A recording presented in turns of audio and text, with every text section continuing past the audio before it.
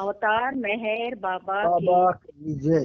बाबा की Beloved जय। God, help us all to love you more and more and more and more and still like more till we become worthy of union with you and help us all to hold fast to beloved Baba's dham until the very end.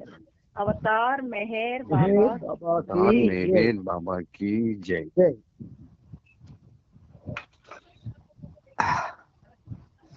Baba key జై. ప్రీతం మెహర్ బాబా, నీవు ప్రసాదించిన ప్రవచన సారమును గ్రహించవలసిన తీరులో గ్రహించి సదవగాహన చేసుకుని వాటిని మా జీవనములలో ఆపాదించుకుని నిజాయితీతోను నిర్మల ప్రేమతోడను వాటిని ఆచరించలోకి మా అందరినీ ఆశీర్వదించు. అట్టి ఆచరణత జీవన శైలిలో జీవించినట్ల మా అందరినీ అనుగ్రహించు. अवतार मेहर बाबा की जय। अवतार मेहर बाबा की जय।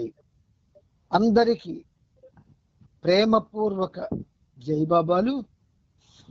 ఈరోజు కూడా మన ప్రియతముడు అతనితో సహజీవనం చేసే భాగ్యాన్ని ప్రసాదించారు. అందుకు మనం ఆ ప్రియతమునికి శత సహస్ర కోటి పాదాభివందనాలు సమర్పించుకుంటూ, ఇందులో భాగంగా మనకి ఆయన ప్రతిరోజు 2 ప్రవచన సుమమాలికలు ప్రసాదిస్తున్నారు. ఈరోజు కూడా మనం 207 వరకు చెప్పుకున్నాం. 208, 209 2 ప్రవచన మాలికలు ఆయన మనకి ఒక విధంగా ఇవ్వడం జరిగింది. ఆ 2 కూడా పాడుకొని ఆ సారాంశాన్ని వినడానికి ప్రయత్నం చేద్దాం. ప్రత్యేక బగు దృష్టితో జీవితం చూడబడుచున్నప్పుడు,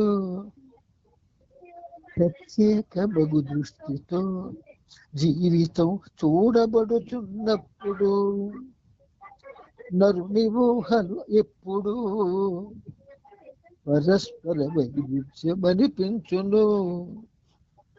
నరుని ఊహలు ఎప్పుడు పరస్పర వైరుధ్యమనిపించును.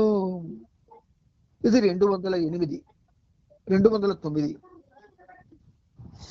మానవుని మనసులోన కోరికది ఉన్నంత వరకును, మానవుని మనసులోన కోరికది ఉన్నంత వరకును తన యొక్క అనుభవాన్ని కోర్క సంబంధంతో వెలకట్టును.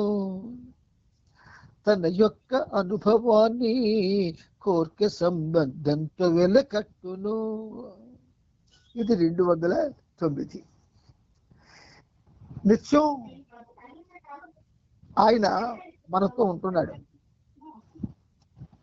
బాబా మనతో ఉంటున్నాడు, నమ్మండి. ఆ ఉన్నందువల్ల ప్రతి ఒక్కరి జీవితంలో చిన్న విషయం కూడా ఆయన తెలుస్తుంది. మనం ఆయనతో ఉండలేకపోతూ ఉన్నా ఆయన మనతోనే ఉంటున్నాడు, నమ్మండి. అందువల్ల ప్రతి చిన్న విషయం ఆయనకి తెలిసిపోతుంది. ప్రత్యేకముగు దృష్టితో జీవితం అన్నారు ఆయన. జీవితం అంటే 84 లక్షల జన్మలు. అంటే ప్రతి జీవనం కూడా అంతే కదా. అందుచేత ప్రత్యేకముగు దృష్టితో చూడబడుతున్నప్పుడు, ఈ ప్రత్యేకముగు దృష్టితో చూడడం అంటే ఏమిటి? ఒకడు భగవంతుడితో నాకు పని లేదు, సాంగత్యంలో ఉండలేను అంటాడు ఇంకొకడు. ఇంకొకడు నాకు దేవుడు కావాలి, కోరికలు తీరాలి అని ఇంకొకడు అంటాడు. ఇంకొకడు నేను ఉంటానంటాడు ఇంకొకడు. ఇంకొకడు నీకోసం నేను నా మొత్తం ఎంతకాలం జీవిస్తాను అంతకాలం కూడా నీతోనే ఉంటాను, దానివల్ల నాకు చనిపోయేలోపు ఏదైనా లాభం చూపిస్తావా, నీతో ఉంటాను అని అంటాడు ఇంకొకడు. ఇలా రకరకాలుగా భగవంతుడితో సంబంధం పెట్టుకుంటారు. అదే ప్రత్యేక దృష్టి. అయితే మరి దానివల్ల ఏమవుతుందంటే నరుని ఊహలు, అటువంటి మానవుల్లో వచ్చే ఊహలు ఒకదానికొకటి పొంతలు లేకుండా వస్తూ ఉంటాయి. ఎందుకు? కోరికలు మారిపోతూ ఉంటాయి కనుక. చాలా చాలా చాలా అద్భుతంగా చెప్పారు. ఇది మంచి చెడు చాప్టర్లో ఉంది. 79, 85 పేజీలకు మధ్య ఉన్నటువంటి విషయాలు ఇవన్నీ. అందుకని ఏ దృష్టి లేకుండా నాకు నీతో జీవనం సాగాలి బాబా, మరి నాకు ఇంకేమీ అక్కర్లేదు అన్న స్థాయిలో ఎవరైతే ఆయనతో సంబంధం పెట్టుకుంటారో వాళ్ళకి ఈ పరస్పర వైరుధ్యంతో కూడుకున్నటువంటి ఊహలు రావు. కొంతమంది ఎలా సరిపెడతారంటే, బాబా మరి నేను ఫలానా చోటుకి వెళ్ళాలనుకుంటున్నాను, వెళ్ళక తప్పదు బాబా, నువ్వే సర్దుకో అన్నట్టుగా మాట్లాడతారు. అది ఇంటి పనమని, లేదు ఇతర పనమని, లేదు ఏదో వ్యామోహానికి సంబంధించమని, లేదు ఏదో పరిస్థితికి సంబంధించింది కానీ అవని. ఎందుకు బాబాతో చెప్తాడు? బాబాతో ఉండడం వాడికి అవదు ఆ టైంలో. కొంతమంది మెహరాబాదే వెళ్ళలేకపోతున్నారు అటువంటి పరిస్థితులు ఏర్పడి. పెళ్లి వచ్చింది అనుకోండి, మెహరాబాద్ వెళ్ళిపోతారేంటి? ఎవరికో ఒంట్లో బాగోలేదు అనుకోండి, మెహరాబాద్ వెళ్ళిపోతారేంటి? లేదు సడన్ గా మన చీఫ్ మినిస్టర్ గారికి ప్రజల మీద ఒక చక్కటి భావం కలిగి హైదరాబాద్ వచ్చిన వాళ్ళందరికీ కూడా ₹1,00,000 ఫ్రీగా ఇప్పిస్తాను అన్నాడు అనుకోండి, మెహరాబాద్ టైంలో జూలై 9th 8th అనౌన్స్ చేసిన అనుకోండి, మేడం అంటే బాబాని మాత్రమే ప్రేమించి కోరికలు లేకుండా, తాపత్రయాలు లేకుండా, ఏ విధమైనటువంటి పరిస్థితులు నిన్ను ఆటంకపరచకుండా చూసుకోవలసిన బాధ్యత నీది. అందుకే మానవుని మనసులోన కోరికది ఉన్నంత వరకును. మనసు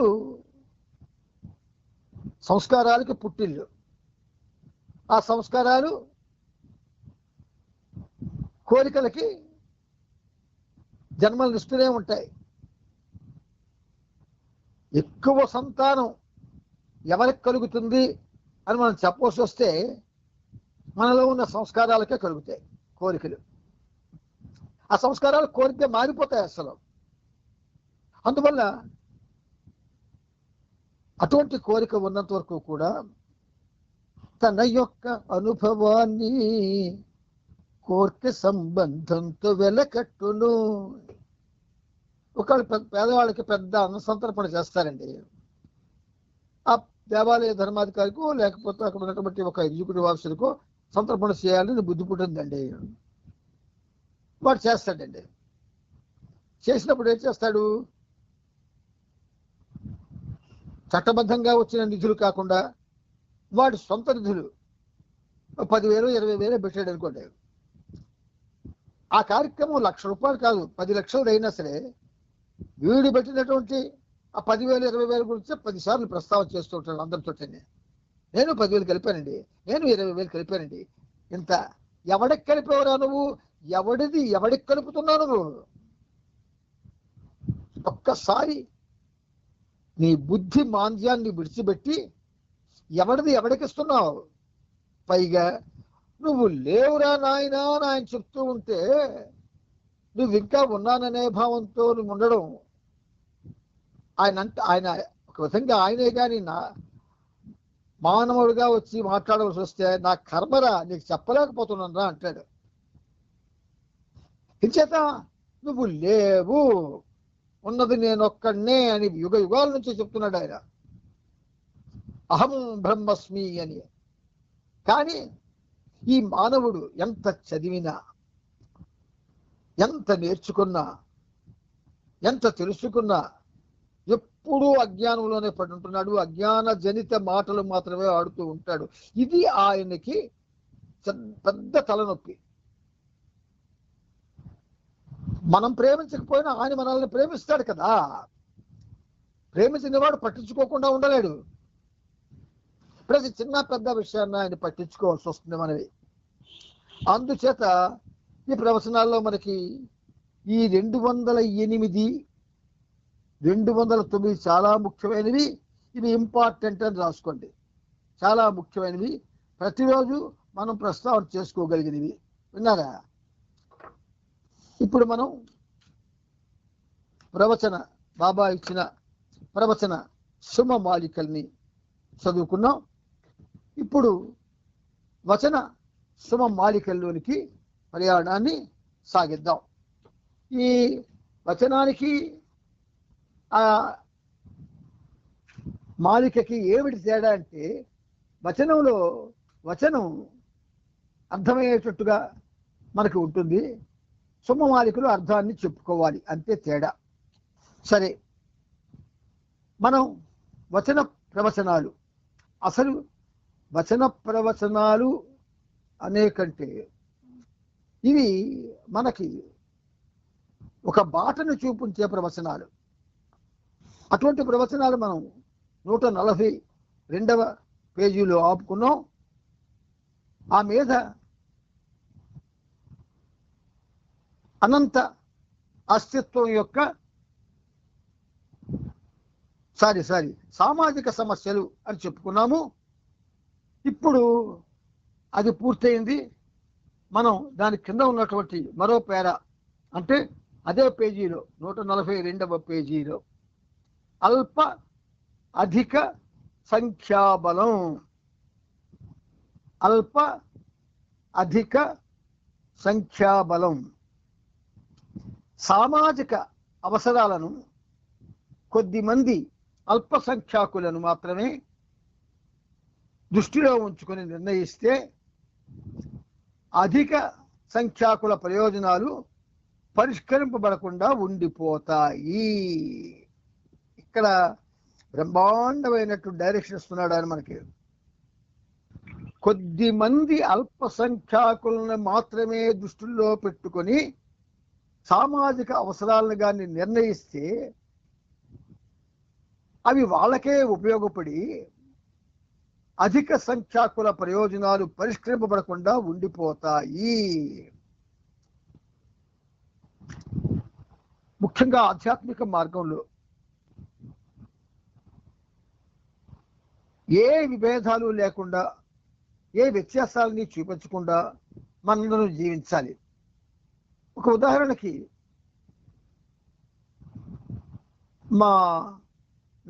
అంటే ఉదాహరణకు చెప్తున్నాను, నా పెద్ద కూతురు శాంతి కొడుకుడు ఉన్నాడు. ఆడి పేరు మెహర్ ప్రభాకర్. బాబాయ్ నిర్ణయించారు,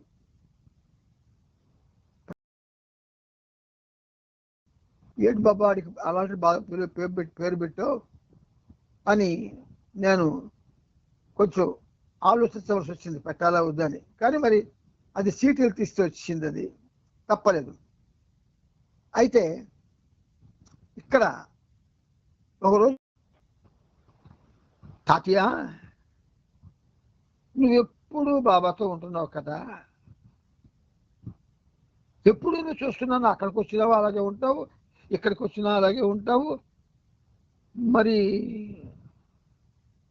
మేము నీ మనవలమేనా అని అడిగాడు. అది ఎట్లన్నా అలాగే అడుగుతున్నావు? సాధారణంగా తాతలంతా కూడా మనవలతో ఎక్కువసేపు ఉంటారు కదా,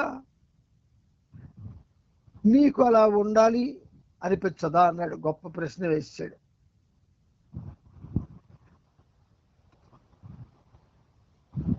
సమాధానం చెప్పలేకపోతే వాడు చిన్నవాడైనా అది ఆడ ప్రశ్న వేసాడు చూడండి. అప్పుడు బాబా చెప్పిస్తారు, నాన్న నాకు విషయం చెప్పు, నాలో నీలో అమ్మలో అందరిలో బాబా ఉన్నారు కదా అని అన్నాను. ఉన్నారు అన్నాడు. మరి అందరిలో బాబా ఉన్నప్పుడు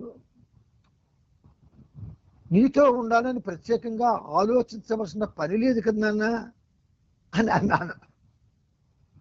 అని అంటాడు, నువ్వు చాలా తెలివైనడు తాత, సమర్థించుకోవడం నీకు తెలుసు అన్నాడు. అంటే ఇది సమర్థించుకోవడం కాదు, నిజమే, వాడికి చెప్పింది యథార్థమే. బాబా మాట అది, I mean all of you అంటాడు ఆయన. అంచేత ఇక్కడ ఏదైనా సంస్కరణ కానీ సంఘ ఉపయోగ కార్యక్రమం కానీ 10 మందికి ఉపయోగపడే కార్యక్రమం కానీ చేసినప్పుడు అందరినీ మనసులో పెట్టుకొని చేయాలి. వాడి యొక్క పేదరికం కానీ వాడి యొక్క రెగ్యులర్ అటెండెన్స్ కానీ వాడి యొక్క ఏ పరిస్థితిని తీసుకోకుండా అందరికీ సమానంగా చేయాలి. అది ఆధ్యాత్మిక సంస్థల్లో కానీ అది చెయ్యకపోతే, అలా జరగకపోతే వాళ్ళు ఎంత విలువైన కార్యక్రమాలు చేసినా డబ్బు పెట్టి వ్యర్థమైపోతాయి. అది చెప్తున్నారు. సామాజిక అవసరాలను కొద్దిమంది అల్పసంఖ్యాకులను మాత్రమే దృష్టిలో పెట్టుకొని నిర్ణయిస్తే అధిక సంఖ్యాకుల ప్రయోజనాలు పరిష్కరింపబడకుండా ఉండిపోతాయి. అంటే అది ఇటు అటు కూడా మనం అన్వయించుకోవాలా, ఇటు అటు రెండు పక్కల అన్వయించుకోవాలా. ఎందుకంటే ఆధ్యాత్మికంలో ప్రతి మాటకి డబుల్ ఎడ్జెడ్ నైఫ్ లాగా రెండు పక్కల అర్థాలు స్ఫురిస్తూ ఉంటాయి. అంచేత బాబా అంటున్నారు, దానివల్ల ఆ అధిక సంఖ్యాకులు అల్పసంఖ్యాకులకు వ్యతిరేకంగా వైరం పెంచుకుంటారు. వైరం రాకూడదు. మనం చేసిన సేవలో పొరపచ్చులు కలగకూడదు, భేదాభిప్రాయాలు రావకూడదు, ఒకరిని ఒకలాగా ట్రీట్మెంట్ చేస్తున్నారనే పరిస్థితి రాకూడదు. ఇది ఆధ్యాత్మిక సంస్థల్లో చాలా తీవ్రంగా ఉంటుంది. ఉండకపోతే అవదు. డబ్బున్న వాడిని పొగిడితే డబ్బు ఇస్తాడు, డబ్బు లేని వాడిని పొగిడినా ఇవ్వలేడు, గట్టిగా కౌగులించుకొని ప్రేమ చేసినా ఇవ్వలేడు. అంచేత ఇవి ఆధ్యాత్మిక సంస్థలు చేస్తున్నాయి. ప్రపంచంలో చాలా మంది ఈ టెక్నిక్ ని ఉపయోగించుకుంటున్నారు. దానివల్ల ఆ అధిక సంఖ్యాకులు అల్పసంఖ్యాకులకు వ్యతిరేకంగా వైరం పెంచుకుంటారు. కొంతమంది ప్రేమతో చూడడం, కొంతమందిని ప్రేమ రహితంగా చూడడం, కొంతమందిని ఊరికే ఇలా పాముకొని తిరగడం, కొంతమందిని నిర్లక్ష్యం చేయడం. ఈ దృష్టి ఇది బాబా ప్రేమలో ఉండకూడని దృష్టి, ఉండకూడని స్థితి, ఉండకూడని చర్య. అంచేత అందరినీ సమానంగా ప్రేమించాలి, వాడు రాజైనా లేదు యాచకుడైనా.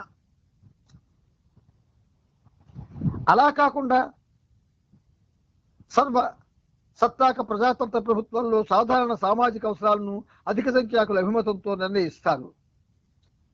అధిక సంఖ్యాకుల అభిమతంతో. ఆ అభిమతం ఎలా చూస్తారు?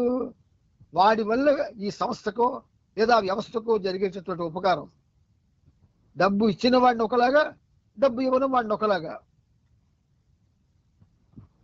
ఇది ఏదో కల్పితమైన విషయం కాదు, చాలా కేంద్రాల్లో జరుగుతుంది ఇది. అన్ని ఆధ్యాత్మిక కేంద్రాల్లో కూడా, చివరికి మన మెహర్ బాబా కేంద్రాల్లో కూడా.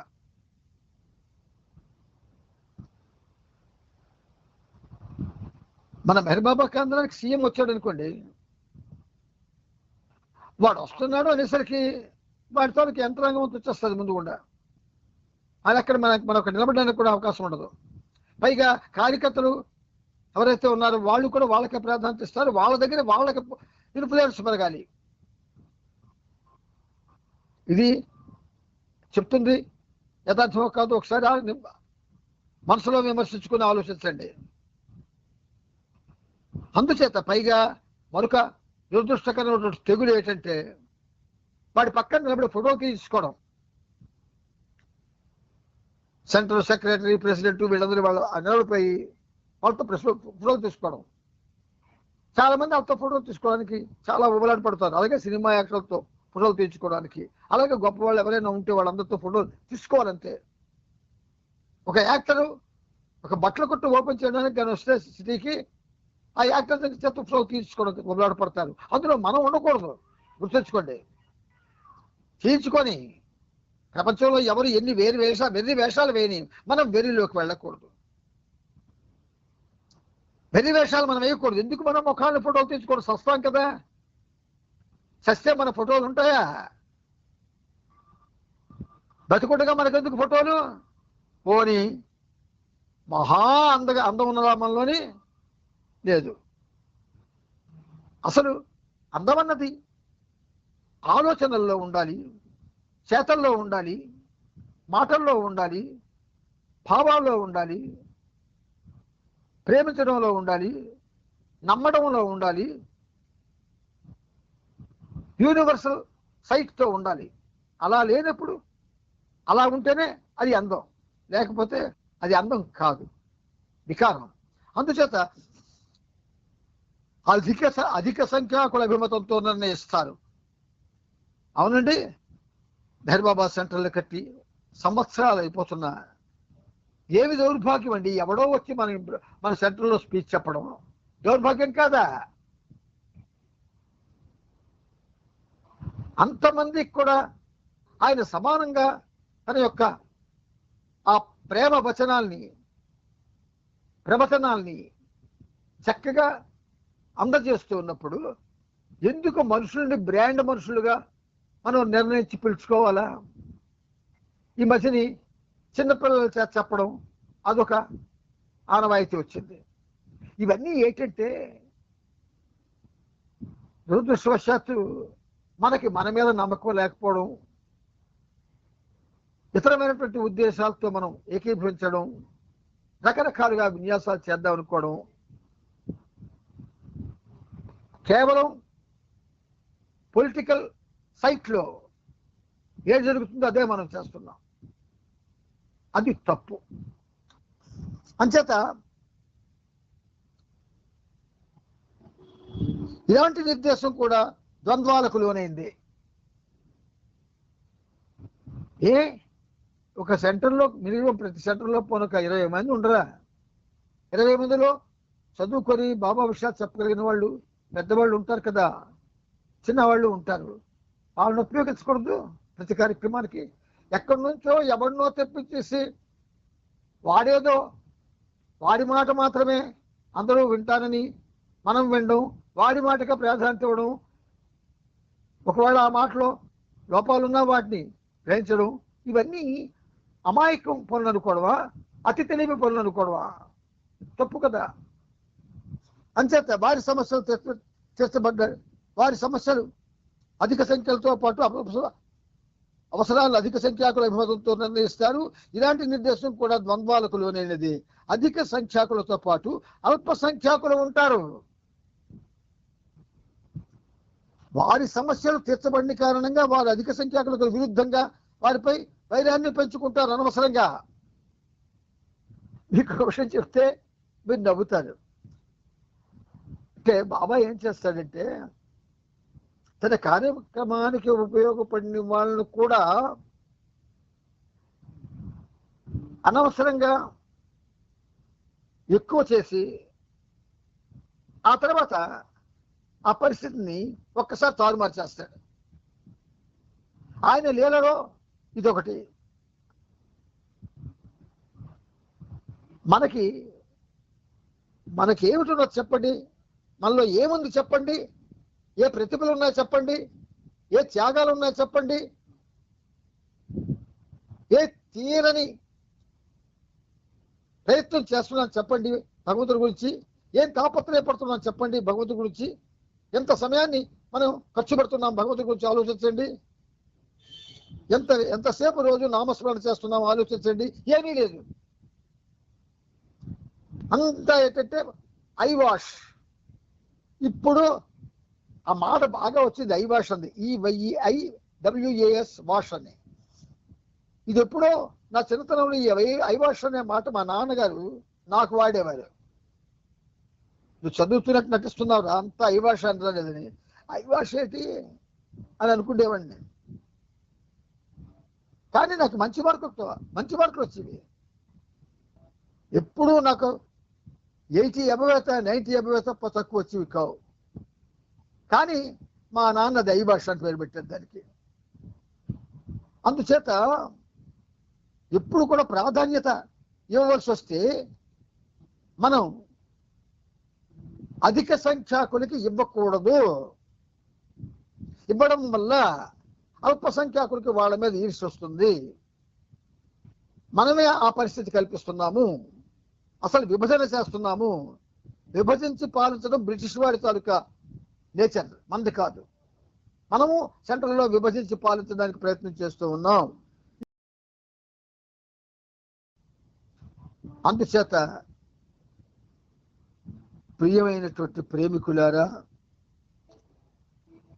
మనం ఇది ఖచ్చితంగా ఈ ప్రవచనాల్లో చెప్పబడుతున్న విషయాల్ని మనం గ్రహిస్తే మన జీవనం ఇంతవరకు వృధా అయినా వీటిని గ్రహించడం వల్ల మన యొక్క నడవడిక మారుతుంది, ఆలోచనలు మారుతాయి. తప్పకుండా ముందుకు వెళ్ళే పరిస్థితి రావచ్చు. అది కూడా వస్తుందని గ్యారంటీ లేదు. ఎందుకంటే బాబా కోసమే బ్రతికినవాడు ఎవ్వడూ లేడు ఈ ప్రపంచంలో. ఎవ్వడు లేడు, ఒక్కడు లేడు. వాడి కోసం వాడు బ్రతికిన వాడు 100కి 99.9 మంది ఉన్నారు. బాబా కోసం బ్రతకాలి అంటే అందుకే పూర్వం ముని వాటికలు, గురుకులాలు ఎక్కడో ఈ సంఘ జీవనానికి దూరంగా ఎక్కడో అడవుల్లో అరణ్యాల్లో పెట్టి అక్కడికి తీసుకెళ్ళి సమస్త శాస్త్ర విద్యలు, అస్త్రశస్త్రాలు, శాస్త్ర విద్యలు సమస్త కూడా నేర్పేవారు. పూర్వం రాజులు కూడా వాళ్ళ బిడ్డలను అక్కడికి పంపించేవారు. ఇప్పుడు ఈ మోడర్న్ వరల్డ్లో ABCDలు, ఆ బ్రిటిష్ వాడిచ్చినటువంటి ఆ భాష మన నెత్తి మీద తాండవం చేస్తుంది. ప్రతి వాడు కూడా దానికి పెద్ద ప్రాధాన్యత ఇస్తాడు. మన యొక్క భాషల్లో అతి ఉన్నతమైనది సంస్కృత్. ఆ సంస్కృతం దరికే ఎవడు వెళ్ళడు. భయం, అర్థం కాదని, తెలియదని. మన మాతృభాష తెలుగు, దేశ భాషలందు తెలుగు లెస్స అని కృష్ణదేవరాయలు ప్రపంచానికి చాటి చెబితే దాన్ని పక్కన పడేశారు. మనం మన కోసం జీవించాలి, మన సంస్కృతిని పెంచుకోవాలా, మన నాగరికతలో ఏ అత్యున్నత విషయాలు చెప్పబడ్డాయో వాటిని అమలు చేయాలా. అందులోకి ఆధ్యాత్మిక సంస్కృతిలో భారతదేశం ప్రధానమైనటువంటి స్థానంలో ఉన్నది. నీ సంస్కృతిని, ఈ భారతదేశ సంస్కృతిని ఈనాడు పాశ్చాత్య దేశాలు అనుకరిస్తున్నాయి, నమ్మండి. మన ఉపనిషత్తుల్ని, మన యొక్క పవిత్రమైనటువంటి వేద వాంగ్మయాన్ని, భగవద్గీత లాంటి పవిత్ర గ్రంథాలను కూడా వాళ్ళు అధ్యయనం చేస్తున్నారు. ఇప్పుడు అక్కడ మనం వాటి అందు ధ్యానం కూడా పోగొట్టుకున్నాం. బాబా బాబా అంతా చెప్పాడు కాబట్టి మరికేమి చదవక్కర్లేదని చాలా మంది మాట్లాడతారు. కొంతమంది నా సోదరులు, ఏమిటి నువ్వు చదివావు బాబా ఇచ్చినవి, ఎంత తెలుసుకున్నావు అంటే దాన్ని చెప్పలేదు. నువ్వు తెలుసుకోవడానికి బాబా చెప్పలేదు, అనుభవించడానికి చెప్పాడు. గుర్తుంచుకోండి, బాబా ఇచ్చిన గ్రంథాలన్నీ చదువుకొని తెలుసుకోవడానికి ఇవ్వలేదు. ఎవరికి వాళ్ళు దానిలో ప్రవేశం చేసి అందులో చూపించిన మార్గాల్ని అనుసరించి అనుభవాన్ని సంపాదించి ఆ అనుభూతితో ఇతరులను మేలుకొల్పమన్నాడు. మనకెక్కడది అనుభవం ఎక్కడ, అనుభూతి ఎక్కడ? నీ దగ్గరికి బాబా ప్రేమ కూడా వచ్చి మాట్లాడటం కాదు, ప్రతి భక్తుడు రావాలా. నీ అవసరం వాడికి కలగాల, బాబా ప్రేమికుడు అవసరం. మనమే సాధువు రాసుకుంటే బూడిద రాలినట్టు అయిపోతుంది చివరికి. నీ దగ్గరికి అందరూ రావాలా, అందరికీ పనికొచ్చు ఉపయుక్తమైనటువంటి ఒక ఇన్స్ట్రుమెంట్ గా నువ్వు తయారవ్వాలి. బాబా ప్రేమికుడు. యు ఆర్ మై పిల్లర్స్ అంటాడు బాబా మనల్ని. ఏది అంతే. ఇది నేను మిమ్మల్ని విమర్శించడానికో లేకపోతే వ్యాఖ్యానించడానికో అన్న మాటలు కావు. ప్రేమతో, అతి ప్రేమతో.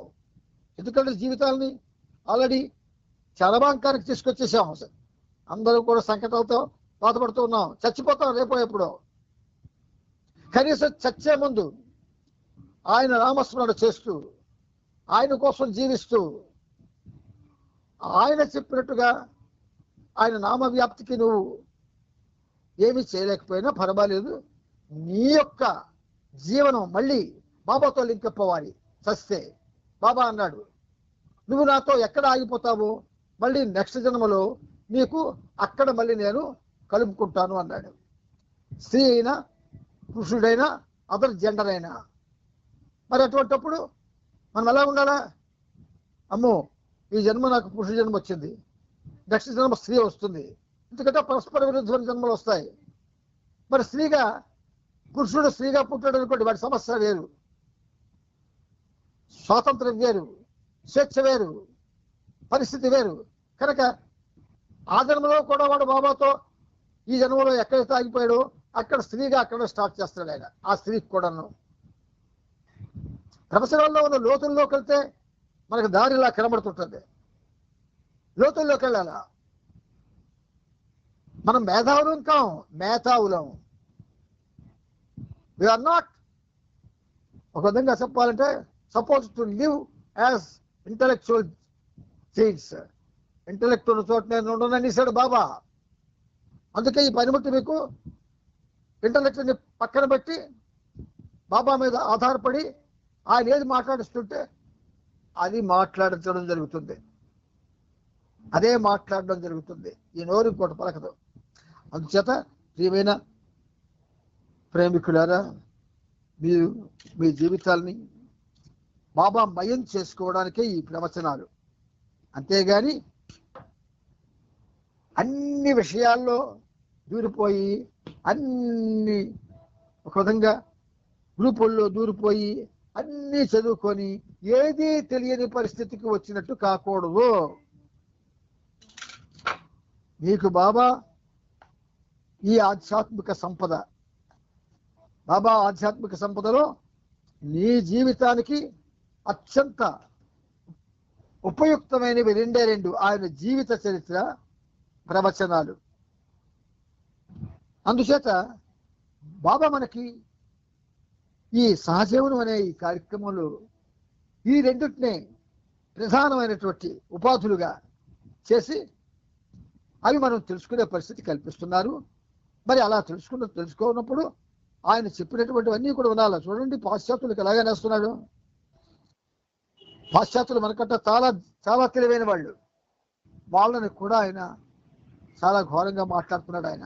అందుచేత ఇప్పుడు మనం ప్రవచనం 9వ భాగం 3539వ పేజీలో కింద నుంచి లేదా మీద పేరా చెప్పుకొని ఆపుకున్నాం. అందులో ఆఖరి వాక్యాలు ఒక్కసారి వినండి. అలా త్యాగం చేయడానికి ఉత్సుకత ఉన్న ఏ ఒక్క వ్యక్తి అయినా నీ జపమండలి బృందంలో ఉన్నట్లయితే పార్సీజనులతో నీవు గావిస్తున్న కృషికి శ్రమకు తగిన ఫలితం తప్పక సాధించినట్టు అవుతుంది. ఎవరి జపమండలిది? ఈ జపమండలి ఎవరిది అంటే మనకి మండలులు, గ్రూపులు,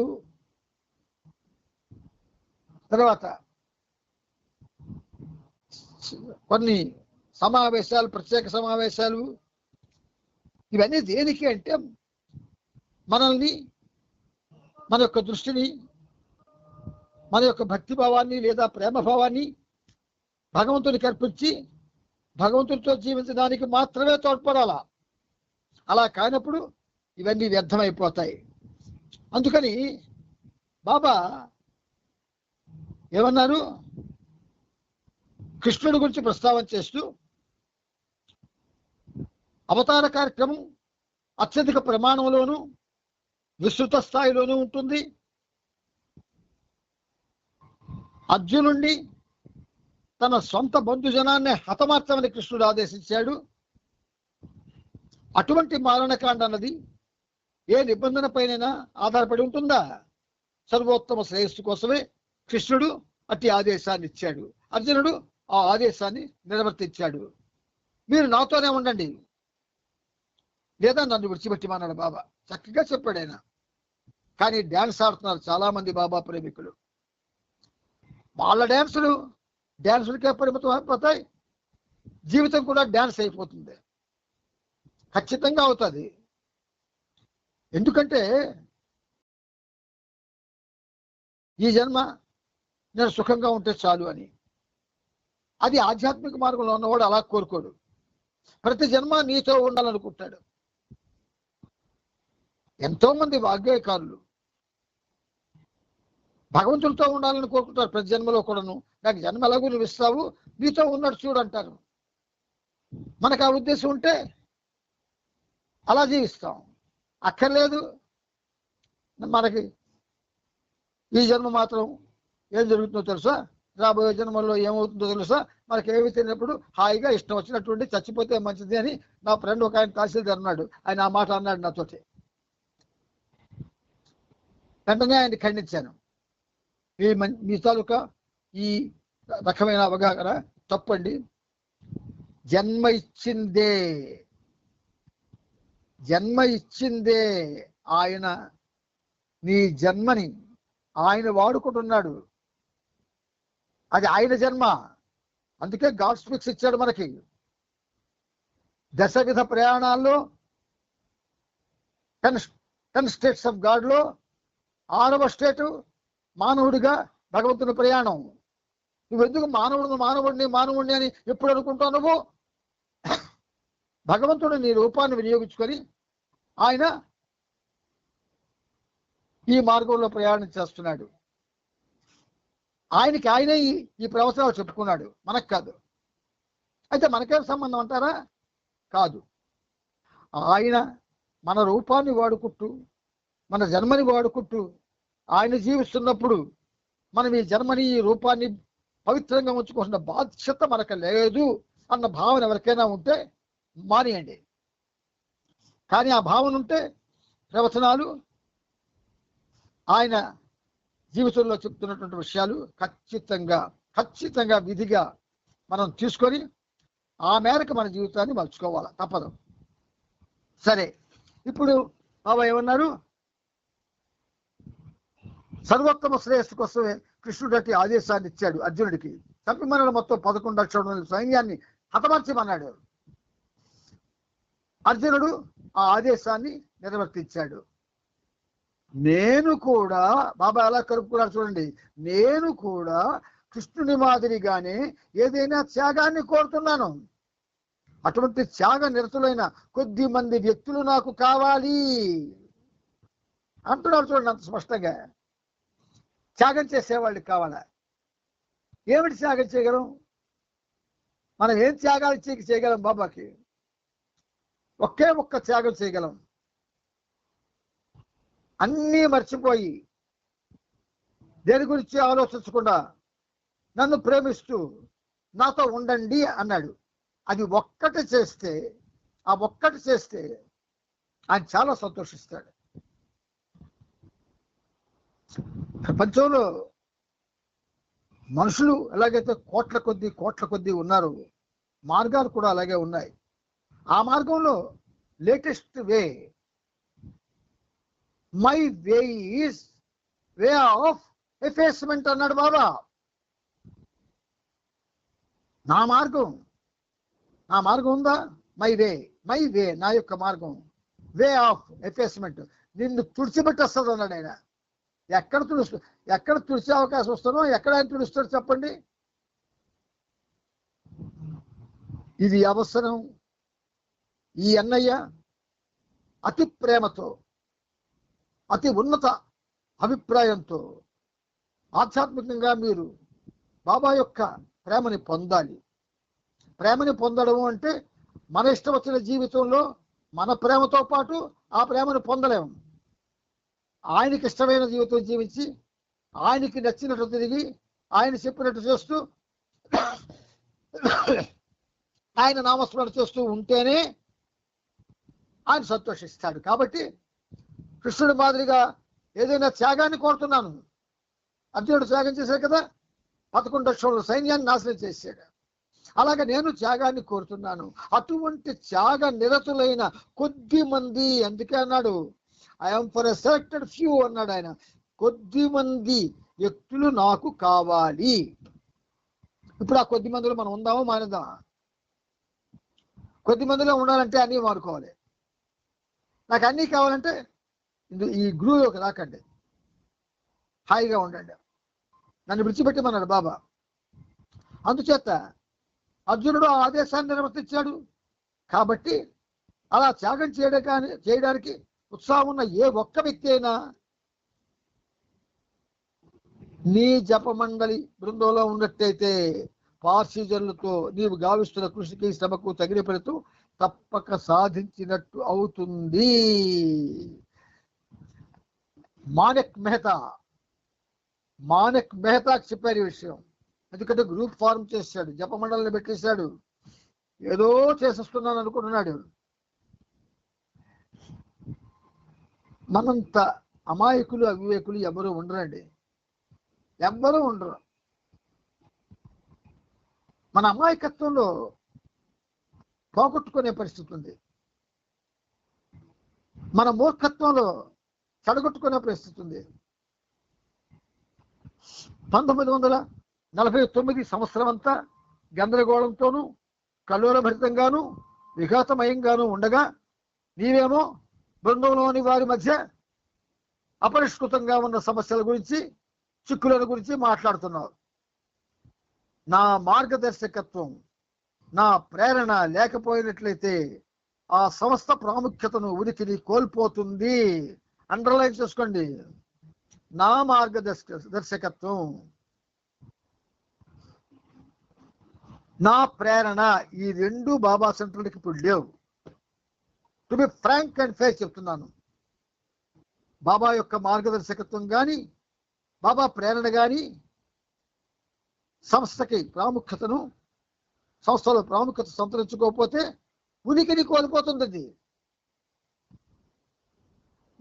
నేను ఉన్నా లేకపోయినా ఒక్క విషయం మీకు చెప్తాను వినండి. బాబా సెంటర్లు ఉండవు భవిష్యత్తులో. ఇవన్నీ కూడా ప్రభుత్వం తీసుకుంటుంది, ఏది ఉండదు. ఎంతో కష్టపడి దాని మీద విపరీతమైన వ్యామోహం పెంచుకొని చాలా ధనాన్ని వెచ్చించి చేస్తున్న కార్యక్రమాలన్నీ కూడా ఇప్పుడు ఎవరైతే పెద్దవాళ్ళుగా ఇవన్నీ చేస్తున్నారో వాళ్ళు ఉండరు. వాళ్ళ తరువాత వాళ్ళకున్న ఆ జ్ఞానమైనా లేని వాళ్ళే అందరూ ఉన్నారు. ఇంకా వాళ్ళు ఏం చేస్తారు?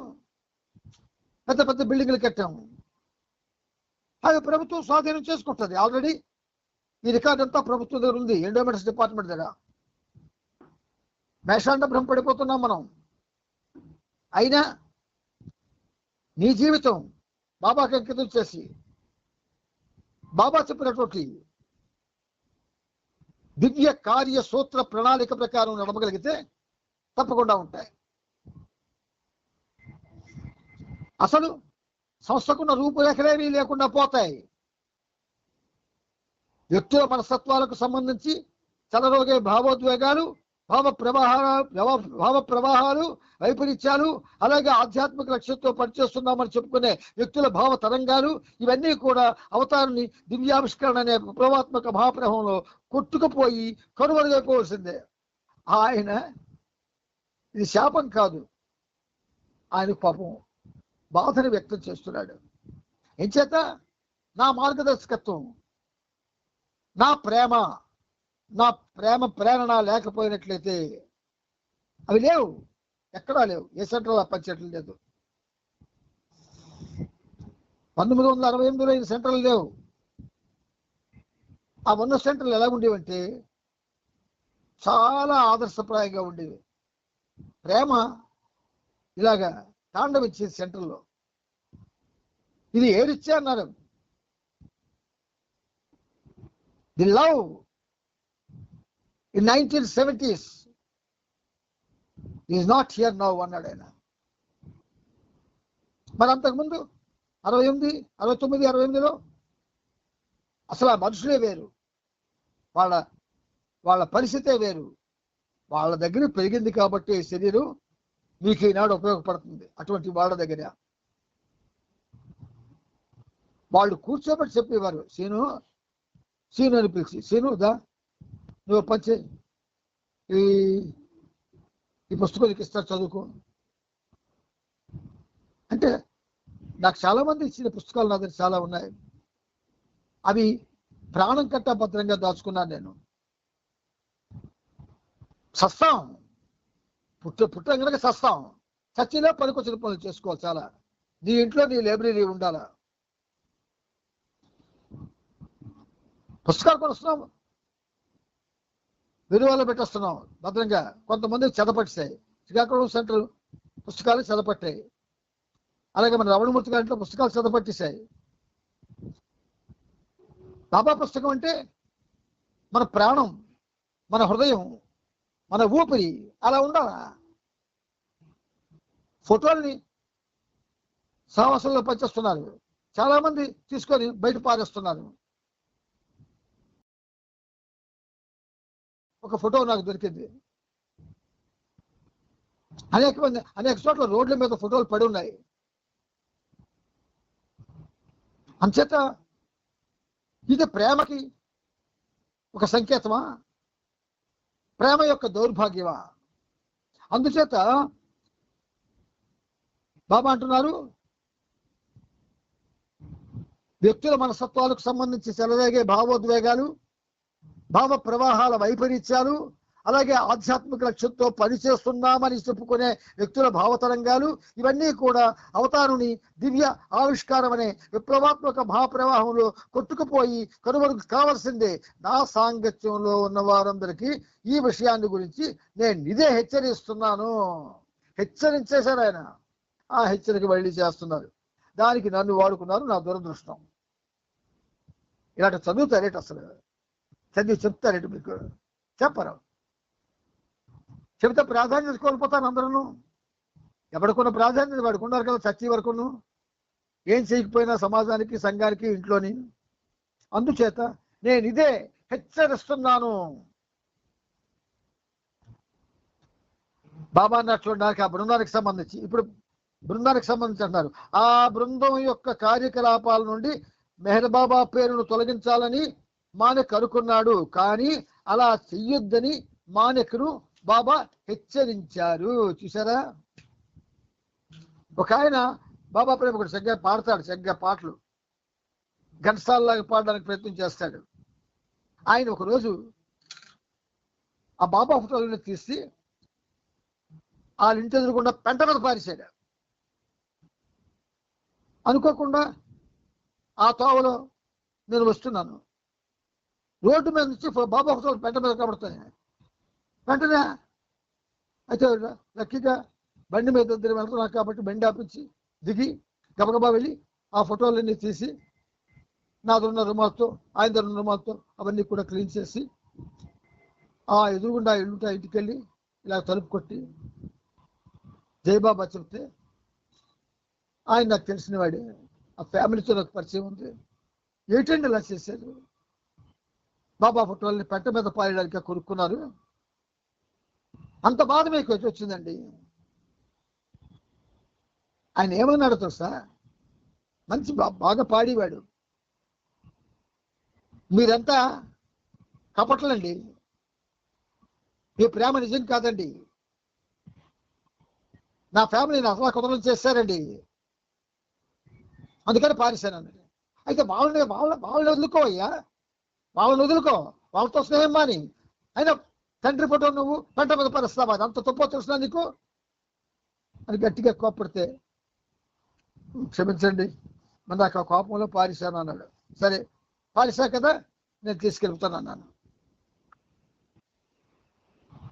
ఆ ఆవిడ వచ్చి, అన్నయ్య తీసుకెళ్ళిపోకండి, నేను మళ్ళీ అవి జాగ్రత్తగా పేర్చుకుంటానని తీసుకుంది. ఇది ఎంత దౌర్భాగ్యం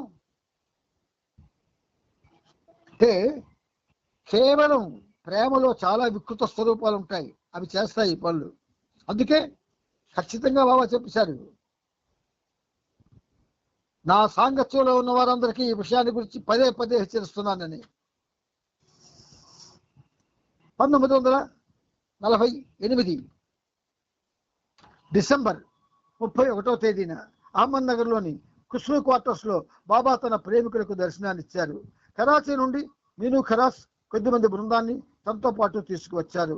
లాహోర్ నుండి హోమీ దేశాయ్, నాగపూర్ నుండి దేశ్ముఖ్, బొంబాయి నుండి నారీమన్ మరియు మెహర్జీ, ఇతర ప్రాంతాల్లోని సన్నిహితులైన బాబా అనుచరులు మరియు అహ్మద్నగర్లోని వారంతా దాదాపు 400 మంది ఈ దర్శన కార్యక్రమానికి వచ్చేశారు. ఆ కార్యక్రమంలో పాల్గొనేందుకు ఎలిజబెత్ను, నొరీనాను కూడా బాబా ఆహ్వానించారు. వీరిద్దరూ ఆ రోజు దర్శనానికి వచ్చిన ప్రతి ఒక్కరిని మరొకసారి కలుసుకున్నందుకు ఎంతో ఆనందించారు.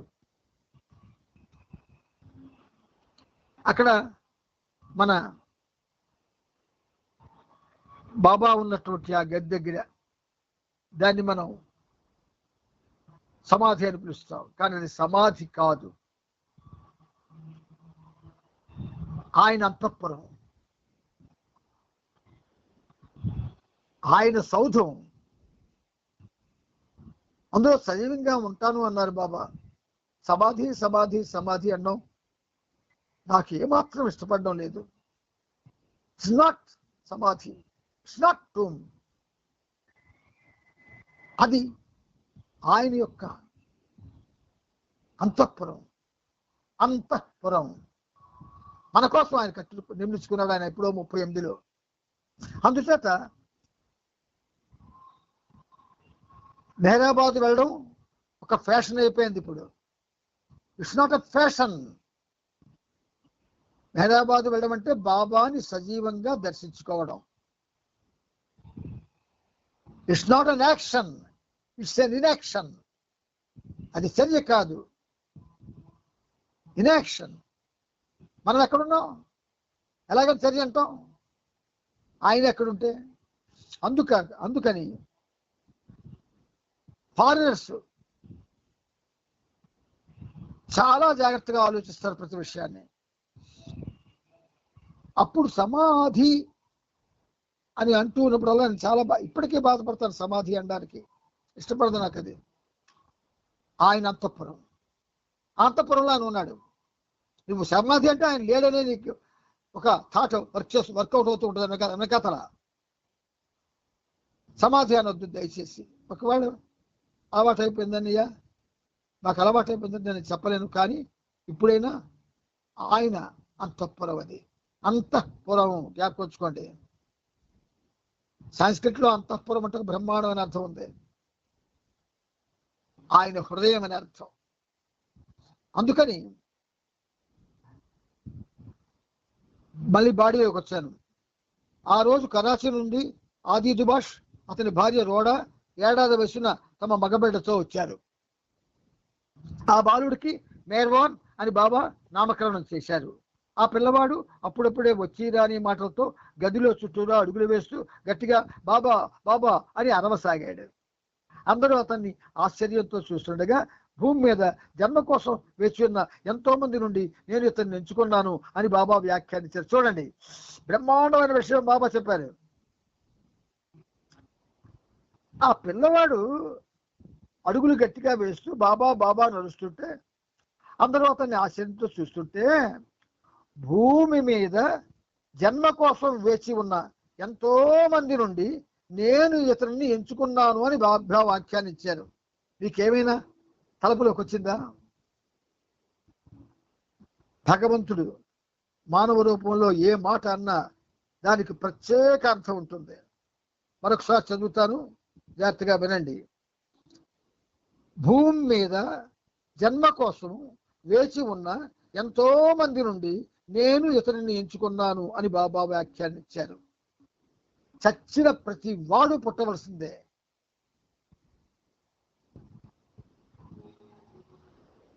మరి భూమి మీద జన్మ కోసం వేచి ఉన్నవాడు అంటే మృతుడు, చనిపోయిన వాళ్ళు. వాడు ఎలా కోరుకుంటాడు? కాబట్టి చనిపోయే ముందు కోరుకోవాలి, బాబా నీ అనుగ్రహంతో, నీ ప్రేమ వల్ల, నీ సన్నిధిలో ఎన్నాళ్ళు జీవించాను. ఆ జీవనం మీద నాకు తృప్తి కలగలేదు. ఎందుకంటే నీ శాసనాలకి, నువ్వు చెప్పినటువంటి సిద్ధాంతాలకి, సూత్రాలకి అనుగుణంగా నేను బతకలేదు. కాబట్టి ఈ జన్మ, నాకు ఇచ్చిన జన్మ నేను వృధా చేసుకున్నట్టే, మళ్ళీ పుడతాను. దయచేసి తండ్రి, ఈ బాలుడికి ఎలాగైతే భూమి మీద జన్మ కోసం వేసి ఉన్న ఎంతో మంది నుండి ఎంచుకున్నాను అన్నావు, అలాగే నన్ను కూడా ఎంచుకో తండ్రి. నన్ను కూడా మళ్ళీ నీ సన్నిధిలో నేను కలుసుకునే విధంగా నీ కాళ్ళ దగ్గర బ్రతికేటట్టుగా నాకు అనుగ్రహించండి స్వామి అనుకోవడానికి ఆ వాక్యం అక్కడ చేర్చేది బాబా. మనకంత లోతుల్లోకి వెళ్ళాం, అసలు వెళ్ళరు, పెద్దవాళ్ళు కూడా వెళ్ళరు. ఒక ఆయన అన్నాడు, ఎందుకంటే శ్రీనివాసరావు గారు అంత లోతుల్లోకి వెళ్ళి ఆలోచిస్తారు అన్నాడు. మరి ఏంటి, ఏ లోతులో నీకు కావాలి? నుయ్య తాలూకలు దోత, పంచభూతాల లోతుల ఏది నీకు ముఖ్యం? ఆయన మాటే శిరోధార్యం, ఆయన మాటే పదే పదే చదువుకోవాల్సినటువంటి మాట. ఆ మాటలో ఉన్న అర్థమే నీ హృదయాంతరాలలో జీర్ణించుకోవాల్సినటువంటి మాట. అంచేత భూమి మీద జన్మ కోసం వేసి ఉన్న ఎంతో మంది నుండి నేను ఇతన్ని ఎంచుకున్నానని బాబా వ్యాఖ్యానించారు. ఈ మాటని జ్ఞాపకం ఉంచుకోండి. ఆఖరి వరకు కూడా కనీసం చనిపోయే ముందైనా బాబాతో అలాగా అర్థించగలిగే అవస్థని, వ్యవస్థని మీరు పెంపొందించుకోండి దయచేసి. మీరంతా అంటే నాకు అంతా ఇష్టం, ఎందుకంటే మీలో డిసిప్లిన్ ఉంది. ఎస్, డిసిప్లిన్ ఉంది. అది బాబాకి ఇష్టం, బాబాకి చాలా ఇష్టం. అసలు ఆ స్పెల్లింగ్ లోనే అద్భుతమైన అర్థాలు ఉన్నాయి. The very starting letter, capital letter D is a second form of divinity. ఏమనుకుంటున్నారు డిసిప్లిన్ అంటే? దివ్యత్వం. అంచేత బాడీలోకి వెళ్తున్నాను. కరాచీ నుండి వచ్చిన ఆ బృందంలో గులు మరియు ఖుర్షద్ షరాఫ్ మీను ఖరాస్తో వివాహం నిశ్చయించమైన శ్రీని మరియు ఆమె తండ్రి ఖైఖుస్రో పటేల్, మహియార్ దుబాష్, అతని భార్య బరోజర్, రాజ్కోటివాలా మరియు అతని కుమార్తె డాలీ అర్జానీ మరియు ఆది దుబాష్ తల్లి నేజ్ దుబాష్ కూడా ఉన్నారు. ఇండియా పాకిస్తాన్ల మధ్య తలెత్తిన తీవ్ర వైషమ్యాల కారణంగా రక్తపాతం జరుగుతున్నందున బాబా తన సన్నిహిత ప్రేమికులెవరిని ఆ దుమ్మీలు పోరాటాల జోలికి పోవద్దని, రాజకీయాల గురించి అసలు మాట్లాడవద్దని హెచ్చరించారు.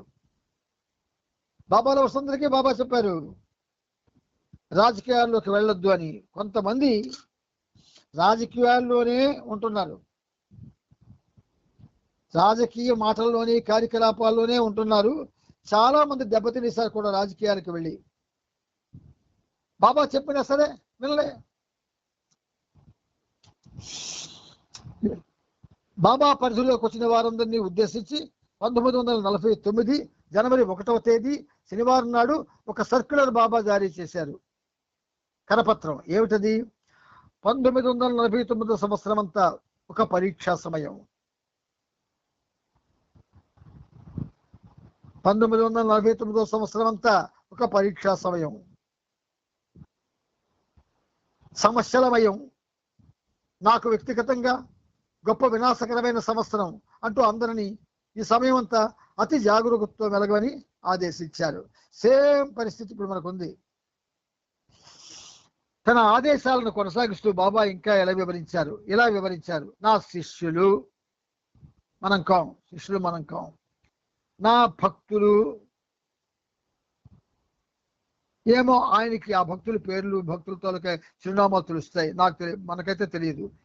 50 మంది మాయలో మ్రగ్గుతూ ఉండడం కంటే, మరి ఇక్కడ శిష్యులు అన్నాడు, భక్తులు అన్నాడు, ప్రేమికుడు అని అనలేదు ఏమిటండి బాబా? అప్పటికే ప్రేమికుడే కదా మనం. మరేమి నా శిష్యులు భక్తులు కామన్ చేసి అంటే భక్తుల్లో మనల్ని కల్పించాడు బాబా. గుర్తుంచుకోండి. అందుకే ఇప్పటికీ భక్తుల్లాగానే బతుకుతున్నాం, ప్రేమికుల్లా బతకడం లేదు. నా శిష్యులు భక్తులు యావన్ మంది మాయలో మగ్గుతూ ఉండడం కంటే స్వార్థం తగ్గించుకుంటూ త్యాగశీలతను పెంచుకుంటూ భగవంతునిలోనే అంటే స్మరణలోనే భగవంతుల్లోనే అంటే స్మరణలోనే నిమగ్నమై ఉండాలి. 1949 సంవత్సరం కృత్రిమ ఆరంభానికి కృత్రిమ అంతంగాను, నిజమైన అంతానికి నిజమైన ఆరంభంగాను నిలుస్తుంది. చదువుకున్నప్పుడు లోతుల్లోకి వెళ్తేనే ఆ విశాలమైనటువంటి ఆధ్యాత్మిక రహస్యం తెలుస్తుంది, లేకపోతే తెలియదు. నేను ప్రతి ఒక్కరిలోనూ ప్రతి వస్తువులోనూ అంటే పదార్థంలోనూ ఉంటాను. యావత్తు మానవ జాతికి ఆధ్యాత్మిక జాగృతిని కలిగించడమే నా విశ్వకార్యము అయినప్పటికీ నేను ఏ విధమైన రాజకీయాలకైనా నిరంతరం దూరంగానే ఉంటాను.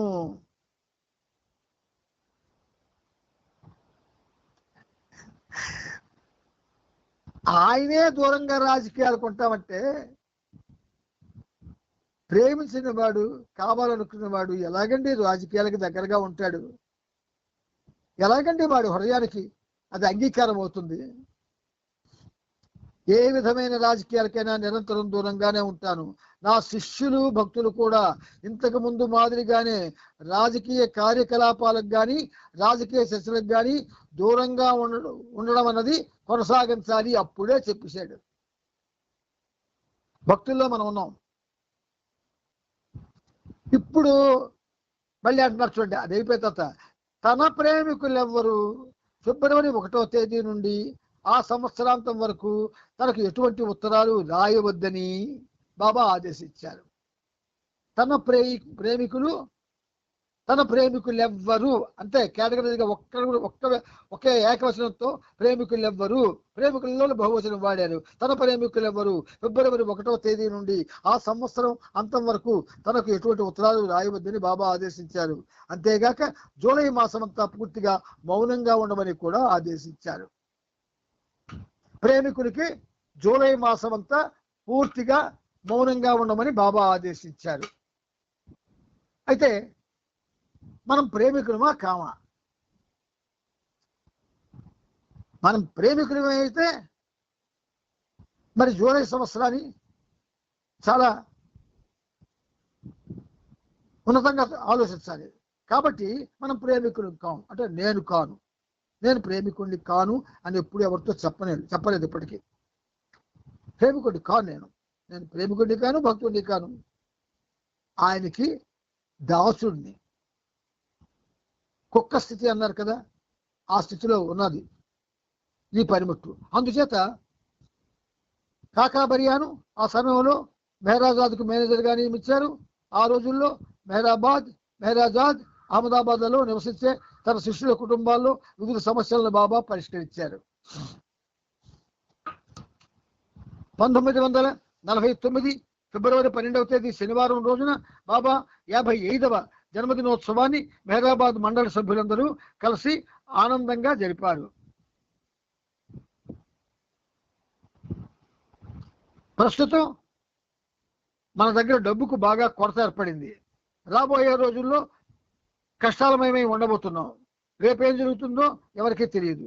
నాతో ఉండడం ఎవరికైతే ఇష్టమో వారు ఉండొచ్చు. ఎవరైనా వెళ్ళాలనుకుంటే వారు స్వేచ్ఛగా వెళ్ళిపోవచ్చు. మనకి ఇప్పుడు వర్తిస్తుంది ఇది. నాటకాలు ఆడకూడదు, 2 పడవల మీద ప్రయాణం చేయకూడదు. చేస్తే జీవితం నాశనం అయిపోతుంది. 2 పడవల మీద ప్రయాణం చేయకూడదు. ఎవరైనా వెళ్ళాలనుకుంటే స్వేచ్ఛగా వెళ్ళిపోండి. ఇప్పుడు బాబాలు అనిపించుకున్న వాళ్ళు ఎవరైనా సరే, మాకు నీకు ఇది నచ్చలేదు అనుకోండి, ఆ యజ్ఞాలు యాగాలు అవన్నీ చెయ్యాలని మీకు ఇష్టం ఉందనుకోండి, బాబా ఏమన్నారు? స్వేచ్ఛగా వెళ్ళిపోమన్నారు. నేను ఇక ఎవరి ఆధ్యాత్మికత లేక భౌతికమైన శ్రేయస్సుకు ఎంత మాత్రం బాధ్యులు కాను. నా నుండి ఎవరు ఏమీ ఆశించవద్దు. ఆకలితో ఉండడానికైనా సిద్ధపడ్డవారు నాతో ఉండవచ్చు.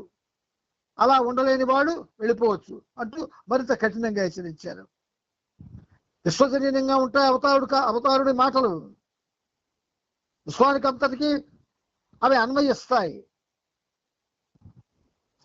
బాబా మనకి కట్టిలేదే, శాసనం చేయలేదే.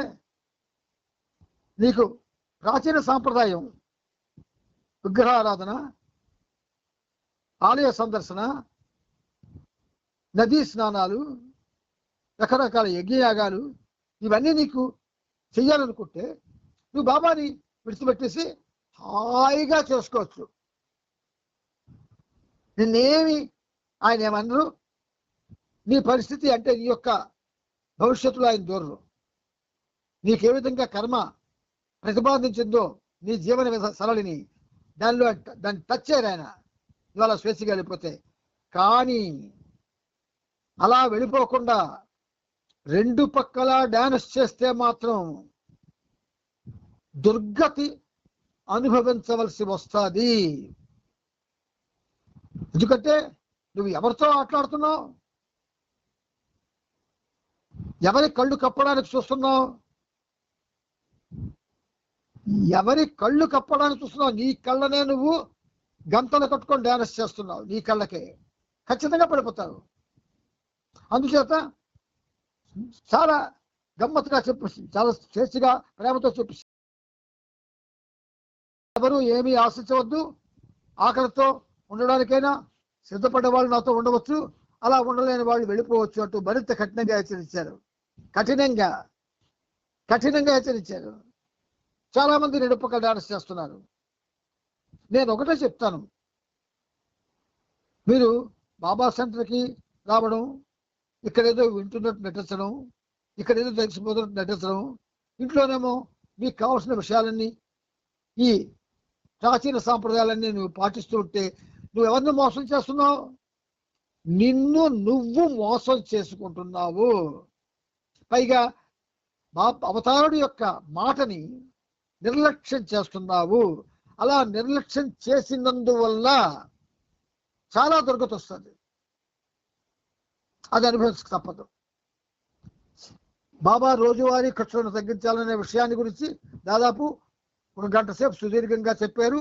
అలా ఖర్చుల విషయం బాబా చెబుతున్న సమయంలో నాసిక్ నుండి ఒక కొత్త వ్యక్తి అక్కడికి వచ్చాడు. అతను బాబా ఇచ్చిన హెచ్చరికను విన్నాడు. ఆ తర్వాత బాబాతో విడిగా సమావేశమై తన దీనగాథను బాబాకు వినిపించాడు.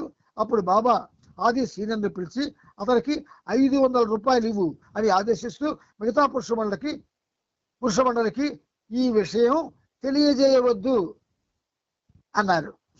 ఆది సీనియర్ నిర్ఘాంతపోయాడు. ఖర్చు పెట్టిన పైసాకు లెక్క అడిగి కఠినంగా ప్రవర్తించే బాబా ఏదో కాకమ్మ కథ చెప్పినట్టు వ్యక్తిని నమ్మి ఒక క్షణం కూడా ఆలోచించకుండా అతనికి ఏకంగా 500 రూపాయలు నిమ్మనడం నమ్మశక్యం కాలేదని మదిలో తలపేశాడు ఆది సీనియర్. అతని ఆలోచనను పసిగట్టిన బాబా ఆదితో గుంభనంగా, నీకేమీ అర్థం కాదులే నా పద్ధతి అంతా అన్నారు. చూసారా,